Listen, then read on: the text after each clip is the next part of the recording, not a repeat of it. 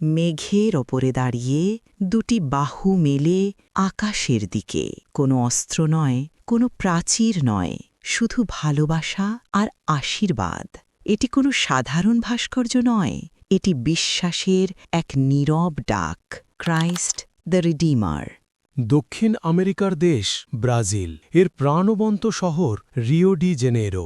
শহরের ওপরে ৭১০ মিটার উঁচু কর্কোবাডো পাহাড়ের চূড়ায় নীরবে দাঁড়িয়ে আছে এই ঐতিহাসিক মূর্তি। ঊনবিংশ শতাব্দীর শেষ দিকে ব্রাজিলের ক্যাথলিক সমাজ একটি প্রতীক চেয়েছিল, যা বিশ্বাসকে প্রকাশ করবে আর শহরের ওপর একটি আশীর্বাদের ছায়া ফেলবে। এই ভাবনা থেকেই জন্ম নেয় ক্রাইস্ট দ্য রিডিমারের স্বপ্ন। ১৯২২ সালে মূর্তির নির্মাণ কাজ শুরু হয়। পাহাড়ের চূড়ায় ভারী পাথর তোলা, ঝড় বৃষ্টি সহ্য করা সবকিছুই ছিল ভীষণ কঠিন। প্রধান নকশাকার ছিলেন ব্রাজিলিয়ান প্রকৌশলী হেক্টর দা সিলভা কস্তা। মূর্তির উচ্চতা প্রায় ৩০ মিটার, দুটি বাহুর প্রস্থ প্রায় ২৮ মিটার, ওজন ১,০০০ টনেরও বেশি।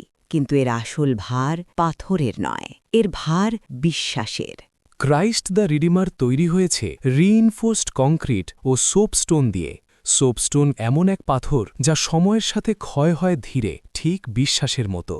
খোলা আকাশের নিচে দাঁড়িয়ে থাকায় এই মূর্তিকে সহ্য করতে হয়েছে অসংখ্য বজ্রপাত।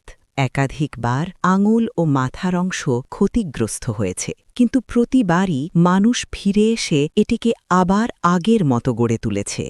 ২০০৭ সালে ক্রাইস্ট দ্য রিডিমার বিশ্বের নতুন ৭ আশ্চর্যের একটি হিসেবে নির্বাচিত হয়। এটি শুধু ব্রাজিলের নয়, পুরো বিশ্বের গর্ব। মূর্তিটির খোলা বাহু সব মানুষকে আহ্বান জানায়, ধর্ম, বর্ণ, ভাষা নির্বিশেষে। এটি ক্ষমার প্রতীক, ভালোবাসার প্রতীক আর শান্তির প্রতীক। যখন রাত নামে রিও শহরে, আলোয় ভেসে ওঠে ক্রাইস্ট দ্য রিডিমার, মনে হয় এই বাহুগুলো আজও মানবতাকে জড়িয়ে ধরতে চায়। Christ the Redeemer, a symbol of love and peace.